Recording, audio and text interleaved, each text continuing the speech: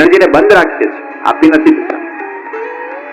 એક તો આમે માંડ ભેગી કરેલી એનર્જી હોય ને પછી બધાને આપતા ફરો તો તમે ખાલી થઈ જાઓ.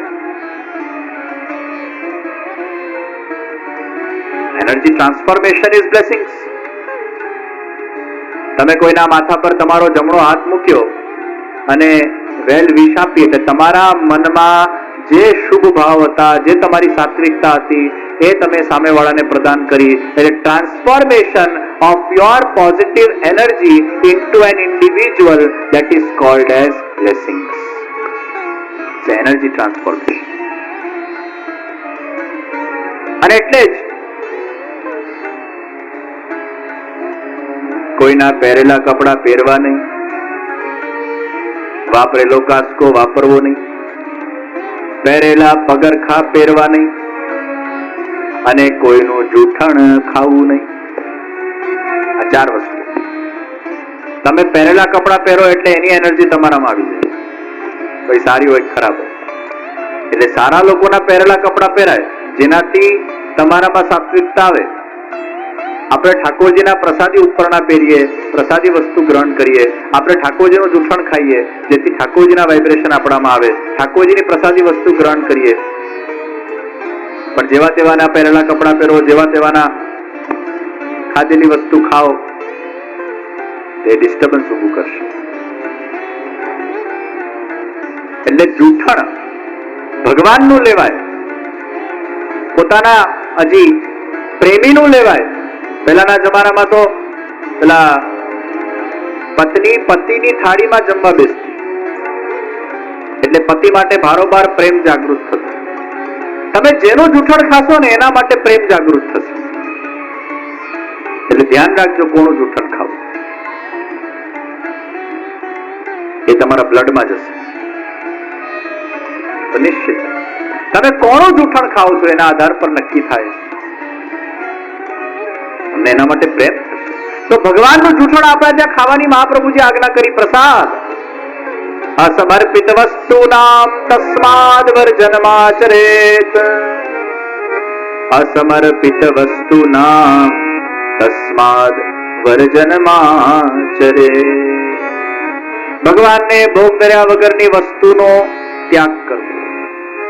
બને એટલું ભોગ ધરેલું ખાવું, બને એટલું ભગવાનનું જૂઠણ ખાવું. તમે જેટલું ભગવાનનું જૂઠણ ખાતા જશો તમારું દેહ, તમારું લોહી આખું પ્રસાદી બનતું જશે. અને યાદ રાખજો, જેમ જેમ તમારું લોહી પ્રસાદી બનતું જશે પછી જુઓ તમારું મન, તમારું ચિત્ત, તમારો બુદ્ધિ, તમારા વિચારો એ ભગવાનમાં એકાગ્રિત થાય છે કે નહીં. આ ઘણા લોકો પૂછે છે ને ભગવાનમાં કેમ મન લાગતું નથી. એનું કારણ છે સેવા કરતા હોય, પ્રસાદી ખાતા ના હોય.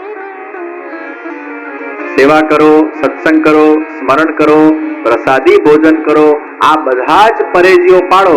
ગોળી ખાઓ છો પણ પરેજી ના પાડો તો એ ગોળી અસર એટલી કરતી નથી જેટલી કરવી જોઈએ. એમ ગોળી સાથે પરેજી પડાવી જોઈએ. એમ ઠાકોરજીની સેવા સાથે જ્યારે પ્રસાદી ભોજનનો વ્યક્તિ આગ્રહ રાખે છે ત્યારે જ જઈને એનું આખો મન, ચિત્ત, રસ, એના દેહના વિષયો, એના સેલ, એનું બ્લડ એ બધું જ ભગવતમય બને છે. એના રોમ રોમ પ્રસાદી બને છે અને પછી એના ચિત્તનો નિરોધ એ ભગવાનમાં ચોક્કસ થઈ જાય. અને આ એક્સપેરિમેન્ટ થયેલો વિષય છે. અમેરિકાના હ્યુસ્ટન ગામમાં એક પતિ ભગવાનને માનતા જ નતા પણ સારા પતિ હતા. પત્નીને બધું કરવા દે તો પત્નીની સખડી ભોગની સેવા, પહેલા મિશ્રી ભોગ કરતા, પછી દૂધગર કરતા, પછી પતિએ કે ખાક પાડી હશે એટલે સખડી કરવા લાગ્યા. તો સખડી ભોગની સેવા એટલે હવે ઠાકોરજીનો પ્રસાદ પેલા ટેબલ પર તો આવે જ, ડાઇનિંગ ટેબલ પર. ભલે પેલો ભગવાનને માને નહીં, ભગવાનના દર્શન ન કરે, ભગવાનને પ્રણામ ન કરે, પણ ખાવાનું તો એ જ ખાશે જે ભગવાને પ્રસાદી કર્યું છે. તો 1 દિવસ, 2 દિવસ, 3 દિવસ, 4 દિવસ, 5 દિવસ, 6 દિવસ એમ કરતા કરતા 8 થી 10 મહિના પ્રસાદી ભોજન એના પતિ ખાતા ગયા. 11મા મહિને કોણ જાણે એને શું થયું, સીધા ભગવાનના મંદિરમાં જઈને સાષ્ટાંગ દંડવત પ્રણામ કરવા લાગ્યા. ઠાકોરજીની સેવામાં રતપ્રત થવા લાગ્યા, વાંચન કરવા લાગ્યા અને અત્યારે એટલા જ્ઞાની થઈ ગયા પુષ્ટિ માર્ગના કે ત્યાંની હવેલીમાં ષોડશ ગ્રંથ ઉપર ક્લાસીસ ચલાવે છે અને બીજા લોકોને પુષ્ટિ માર્ગના અંદર આગળ વધારવા માટે પ્રેરિત કરી રહ્યા છે. વિચાર કરો, પ્રસાદી ભોજનમાં કેટલી તાકાત.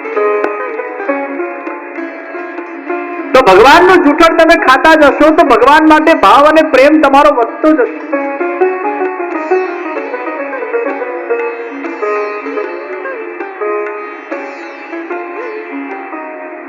તો જે ભાવથી તમે રસોઈ બનાવશો એ ભાવ એ રસોઈમાં આવશે.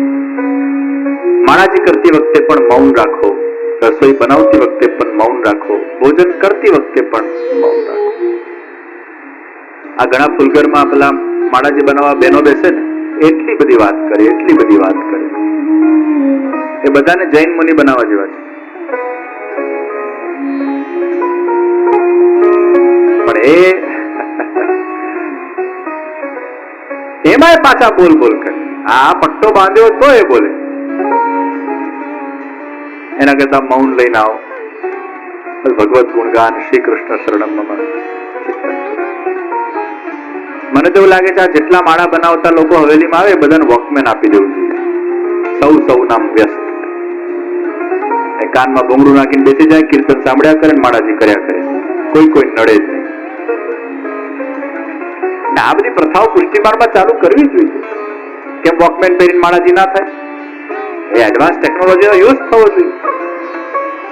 આ દુનિયાના અંદર બધા લોકો આ બધા ક્રિકેટરોને ઘણી વાર જોતો, પેલા આમ ફ્લાઇટમાં જાય ને, બસમાં બેઠા હોય ને, અને પછી પેલું ન્યૂઝમાં આવે ઘણી વાર, હું જોઉં આ લોકો વાત કરતા નથી હોતા ને, ભૂંગળું નાખીને જ બેઠા હોય. સૌ ના કિસી કો પડી નહીં કોણ ક્યાં કરતા હે ક્યાં બોલતા, કોઈ વાત નહીં, ચિત્ત નહીં, ભૂંગળું નાખીને બેઠા હોય. સૌમાં વ્યસ્ત. એટલે આ માળાજી બનાવનાર જેટલા બહેનો વોકમેન આપી દેવા જેવા છે. નાખો ભૂંગળું, કીર્તન સાંભળો, માળાજી કરતા જાઓ. કોઈ વાતચીત કરવી પછી ઘેર જાઓ એકબીજાના, પણ માળા કરતી વખતે પ્રભુમાં ચિંતન. अरे कुमना, जो रोटी बनाते बनाते मेरे स्वरूप का स्मरण होगा, चिंतन होगा, उसमें मिठास नहीं तो क्या खाराश है.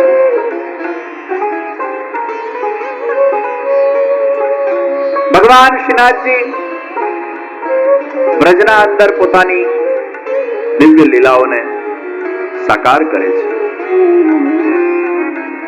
ગિરિરાજની તળેટીમાં ઘણા બધા ગામો, એમાંનું એક ગામ સખીતારા ગામ. અને સખીતારા ગામમાં માંડલિયા પાંડે નામનો બ્રાહ્મણ રહે. એના ત્યાં નવી પરણાવેલી વહુ આવી, અને વહુ જયારે ઘરમાં આવી ત્યારે તો બધાએ ખૂબ એના વખાણ કર્યા કે વહુ સારા પગલા લઈને આવી છે.